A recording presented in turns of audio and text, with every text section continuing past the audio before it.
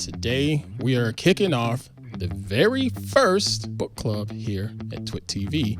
Did you like Murderbot? I did. Like, not the book, the character? I did. He's not going to like this, but that sounded like something Mr. Burke here in the studio would do. Burke, you're Murderbot. I can only do one thing at a time. So I'm like, man. Thank you, I think.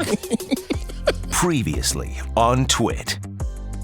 Windows Weekly. Microsoft really wants you to use Edge. They really, really want you to use Edge. There is absolutely no reason this shouldn't be looked at by regulators. There is no rational justification other than we're looking to eke every penny we can out of everyone who uses this product, and we don't care if we do it through malicious means.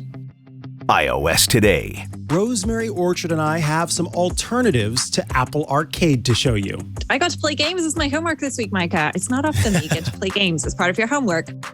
Tech News Weekly. What is self-service repair in comparison to I go into an Apple store and say, genius, fix this? With this announcement, what they're also saying is if you are a person who wants to repair your own stuff, and it's very specific models and it's very specific parts that are repairable, and you will be able to get access to our manuals and to our parts and all of that. TWiT.